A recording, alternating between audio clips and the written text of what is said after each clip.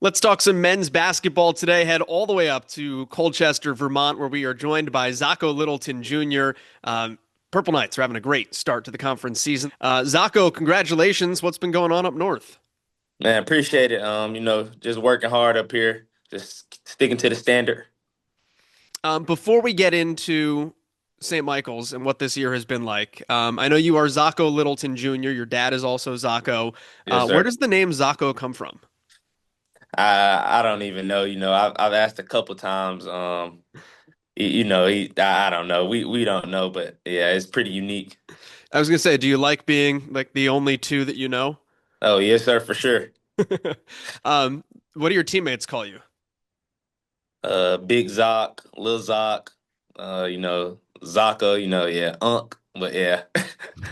All good. I figured I would just get the important things out of the way first.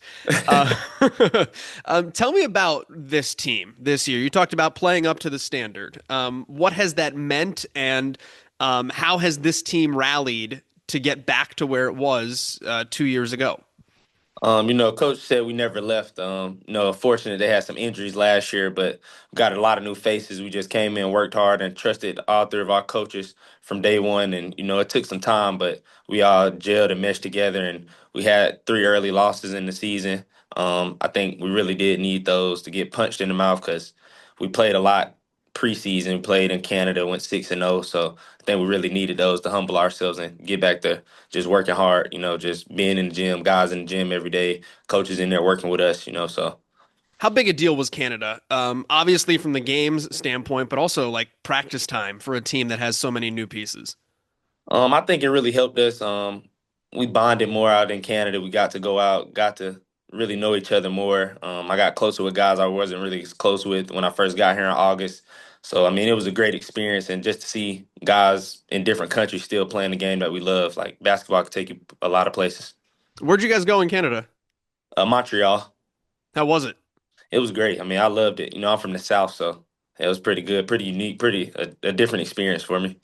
We record this on the eve of a giant expected snowstorm. Being from Georgia, what's it been like? I mean, it's okay. It's fun to see the snow. It's not bad. When I went home for Christmas, it wasn't too cold. I was out there wearing shorts and a tank top, so I'm getting used to it.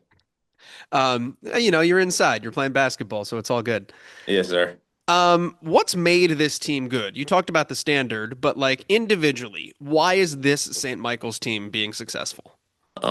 We all just love basketball. Everyone's in the gym. If they play 5 minutes, 20 minutes, 30 minutes, everyone's in the gym. Just working, getting better. We're all pushing each other every day at practice. Like I said, I think practice has been harder than the games sometimes and most nights, but I think that's what really has been elevating us over the top. What's it been like for you to feel unleashed a little bit? 4 years into college to have the the leash to go out there and play and get some minutes under your belt and kind of show what you can do. I mean, I just worked everywhere I was at. Just never got the chance, unfortunately. But I'm here now, and I'm blessed to have the chance. And I appreciate the coaches and my teammates for believing in me. What did you learn at those steps along the way from App State to Chipola to Ryder? How did it make you a better player or a better person? I just grew. I had to grow, just being away from home. Just work things out myself, figure things out myself. My parents couldn't help me. My dad couldn't be there helping me. So, what I mean, and I've learned a lot of things along the way, and at those places like basketball wise, just different skills and terminology. So. You graduated through all of that too in just 3 years, and you are now you're not resting on your laurels because you've got a major and a minor at St. Mike's. You're majoring in education and minoring in business. Am I right on that? Yeah, I wanted to try to do some finance, but yes, sir. Tell me a little bit about those pursuits and what gets your mind going off of the court. I think I want to like as soon as I'm done, or not soon as I'm done, but eventually whenever I'm done playing basketball, I will want to be a coach and do education and things like that, and have my own business and just do some real estate, just have multiple sources of income. So yeah, Was there somebody in your life from a coaching standpoint that really made the biggest impact? think Coach Dudley, my AU coach from Team Carroll, he took a chance on me. He seen me when I was 15, and I played up 17U on the circuit with him on Adidas with Team Carroll out of Alabama. So he took a chance on me, and you know, we yeah, he really made a big impact on me and really believed in me and gave me the confidence and things like that. So. As you get older, to be 2 years younger is not that big a deal, but when you're 15 to be 2 years younger, it can be a big deal. What was that like for you to play up on the AAU circuit? The speed, the physicality was much different. I think it helped when I went back to playing high school basketball. So, yeah, I think it was just it all helped. I mean, I'm grateful for everything, all the experiences that I had. So, I think I wouldn't be here without them. So. Why do you play basketball? I was way better at baseball at first, and then I just decided to stick with basketball. I was too cold. I was pitching, and I couldn't really hit. My dad was saying, "If you don't swing the bat, I won't take you to the gym." I was out there crying. So, I mean, I eventually just ended up saying, like, man, I just want to play basketball. So, and then I just worked and worked and worked. I was never the best basketball player, I think, but I always kind of had a shot. So I just kept working on it and working on it, and yeah, I'm here today. When did you make that switch or that commitment? I think around like fifth or sixth grade. Yeah.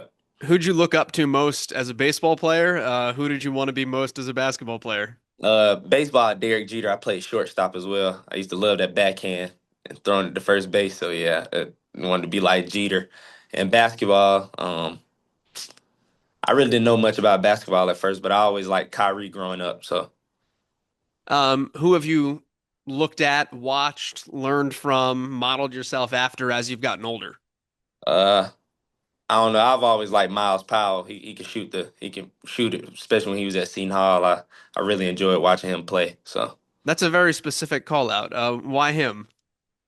I mean, feel like I can kind of shoot the ball like him, got some range. I mean, just trying to get back comfortable now to show that. So, but yeah, I kind of see myself within him. Like he's not huge. I'm not huge. I just try to watch guys so I can model myself. I'm not 6'10", 6'11", so I'm not big like KD, like LeBron guy. So yeah.